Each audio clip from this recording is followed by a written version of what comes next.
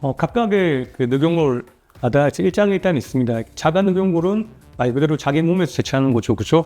그러니까 자기 몸에 제치하니까 다양한 부분, 코끝에도 쓰고 콧대에도 쓸 수 있는 장점이 있어요. 그리고 이식 거부 반응도 없고 이런 여러 가지의 장점이 있지만 단 하나는 수술 시간이 조금 길어진다는 거예요. 제치하고 봉합하는 데 시간이 좀 걸리겠죠, 그렇죠? 반대로 이렇게 기증 늑연골은 이게 제품화된 걸 쓰게 되는데 이 자체가 약간의 흡수가 되는 경향도 있고, 그리고 이 자체의 늑연골 자체가 약간 퍼석합니다. 단단한 것도 아니고 제공되는 양 자체가 사실 좀 구하기가 어려워요. 요새 보급이 잘 안 돼요. 그리고 크기도 되게 작아가지고 조금 제한돼서 쓸 수 있는 경우가 많아요. 그래서 자가 늑연골을 꼭 써야 되는 분들이 있어요. 코에 구축이 심하거나 아니면 콧대가 너무 낮거나 아니면 코에 힘이 없거나 이런 경우에는 기증늑보다는 자가늑을 좀 채취하는 게 좋다고 생각이 듭니다.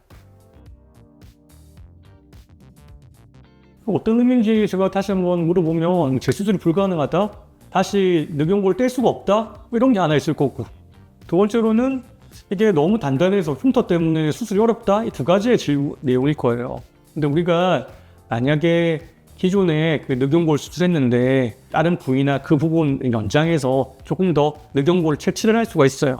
코 안에 있는 비중격 연골이나 쥐연골이나 아니면 또 코 안에 남아있던 늑연골을 사용해가지고 수술을 할 수가 있습니다. 그래서 재료에 대한 부분은 문제가 없고 다른 비중격이나 아니면 귀연골이나 이런 것보다 더 흉터가 많이 생기는 것 같지는 않아요. 근데 그 수술하는 분들이 여러 번 수술한 분들이 많기 때문에 늑연골 하는 분들 한 3-4번 하신 분들이 많거든요. 그래서 수술하기가 쉽지 않다 이런 이야기지만 그래도 천천히 수술해서 이렇게 흉터 조직을 벗겨내고 층을 만들어서 수술을 하게 되면 원하는 결과를 만들 수가 있습니다.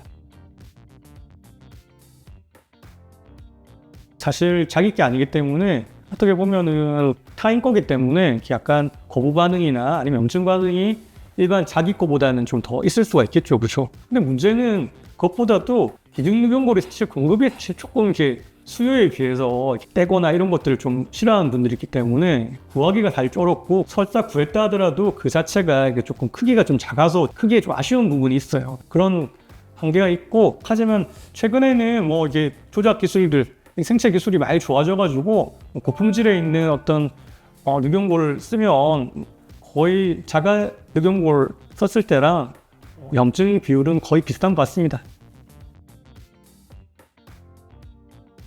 실제로 자가 늑연골이 훨씬 시간도 많이 걸리고 어떤 내분, 어떤 노하우도 더 많이 필요합니다. 근데 어떤 분들은 자기 거니까 이제 더 싼 거 아니냐 이렇게 하는 분들이 있어요. 실제로 근데 채취를 하고 우리가 이제 카빙이라고 해가지고 늑연골을 떼서 모양을 잡고 하는데 시간이 많이 걸리거든요. 흉터도 최대한 적게 남게 작게 절개해가지고 충분히 늑연골도 떼야 되고, 그걸 뗀 걸 가지고 다시 카빙을 해준다. 조각돌도 씁니다. 조각돌 이렇게 만들어가지고 그게 딱 대칭이 되게 그 늑연골을 코끝에 쓰게 되거든요. 콧대에다가 일반적인 기증 늑연골 그냥 제품화된 걸 써가지고 바로 개봉해서 쓰는 것보다는 훨씬 좀 시간이나 노력이 많이 들기 때문에 비용도 좀 더 비싼 것 같습니다.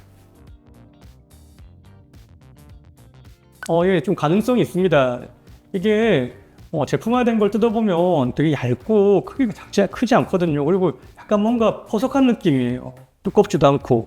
그래서 이거를 쓰게 되면 중간 좀 조작하는 과정 중에 조금 부러지거나 약해질 가능성이 조금 더 있는 것 같습니다.